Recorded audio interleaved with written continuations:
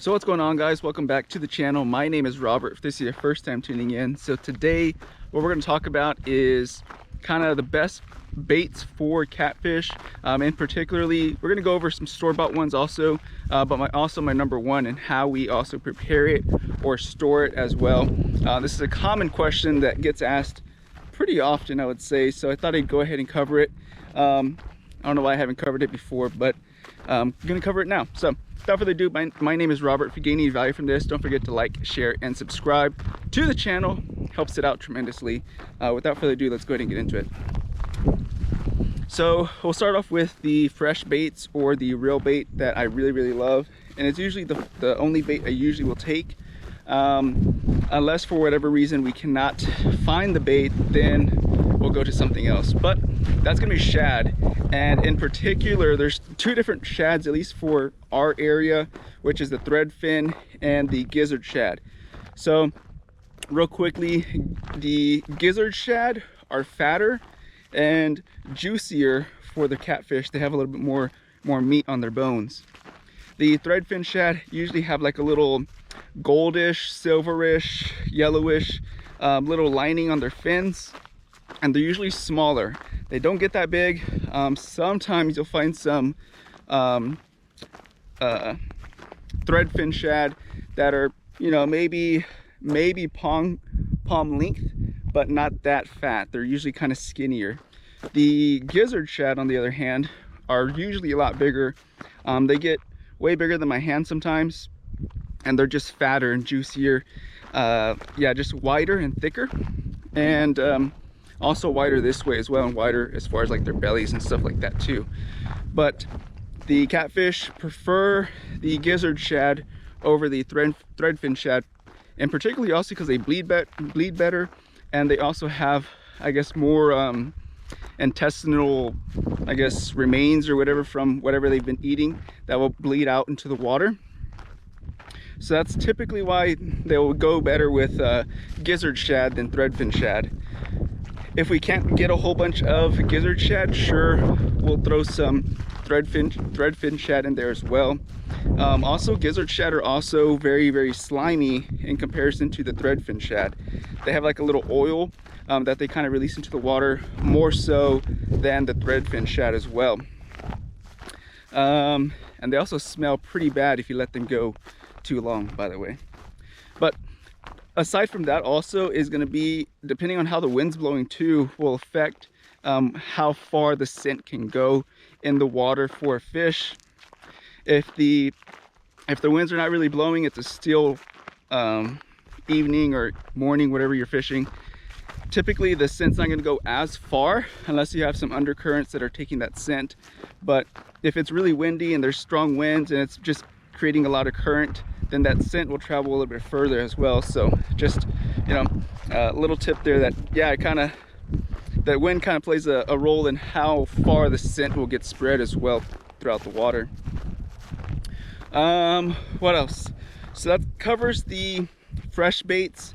Now, like I said, gizzard shad is my number one, threadfin shad is my number two.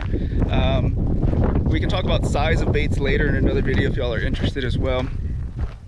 Perch or bluegill, we call them perch down here, we call everything perch down here, but bluegill, we use a couple. It's more used for like live bait, as far as like catching flatheads and stuff like that. So we really don't take a whole lot. If we do, it's like one or two bluegill, and that's pretty much it, just to try it.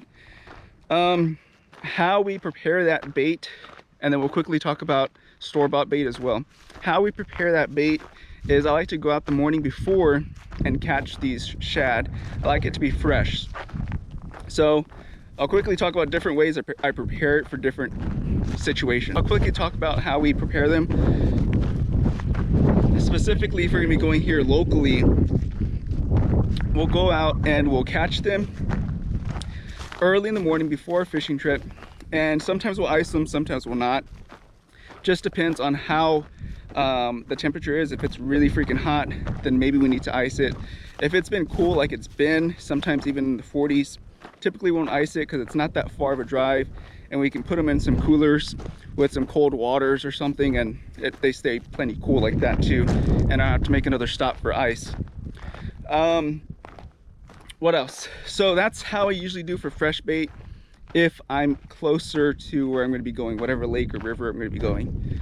Now, if I'm going to be going on a trip and fishing, you know, a couple hours distance, I'll typically catch some bait, some shad, and I usually vacuum seal them if I can, if I have vacuum sealing little bags available. If not, that's my number one way to do it. If not, then I will use Ziploc bags. Sometimes I'll double the Ziploc bags as well, because sometimes they do leak as well, which is nasty, especially if you get it inside the freezer.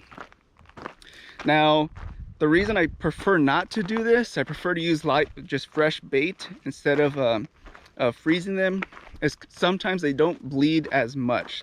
They bleed much better if you go out and catch them fresh the day of and don't freeze them. They bleed much better, and that scent can travel a lot further, versus when you freeze them, the blood turns a different color. It starts to have a little bit different odor to it, and they're not as slimy either as when they're fresh. So that's the reason I prefer not to. But again, if I'm going to be going hours away or something, or on a longer trip, you know, it's going to be kind of hard to catch bait, and I don't even know where these areas are to get the bait. So that's the reason I bring my own bait from my hometowns, bring my bait from the local rivers that I have around me here. But again, vacuum sealing it is my number one, and then putting them in Ziploc bags and just making sure to take all the air out as well, and then freezing them. If you can ice them, it's a little bit better than freezing them in Ziploc bags and getting that discoloration in the blood and the flow of all the bodily fluids in the little fish. Now, as far as store-bought, I don't really buy store-bought, but obviously if you can find some shad, you can buy shad as well over the stores. The only thing with those is that typically they're a lot smaller shad, and they can tend to fall off the hooks a lot easier, sometimes even when you're throwing it, because they have softer little skeletons and softer skin. They're not that big, they're not that developed. And I see a lot of places also selling threadfin shad, which are smaller and a little bit more delicate than a gizzard shad. A gizzard shad is a little bit bigger, bulkier than a threadfin shad. So second one outside of that kind of bait is gonna be worms. Worms work pretty good. I've caught some decent sized blues off of worms, and off of blues and channel cats as well. I've caught both with worms. And then outside of those two is going to HB and getting shrimp. So when the rivers are flooded, typically, and this is more for like rivers, but when the rivers are flooded, it doesn't really matter what the hell you throw in there. There's so many fish, there's so much movement and current that it's just bringing in new fish all the time. So I don't really necessarily need shad at that point. I can just go to HB, pick up a bag of shrimp, and put it on a hook and throw it out.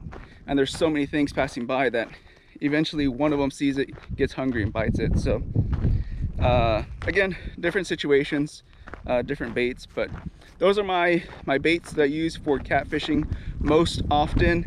If you like that video, gained any value from it, don't forget to like, share, and subscribe. Until next time, be careful, be good, take care, and God bless. See you guys in the next one. Bye-bye.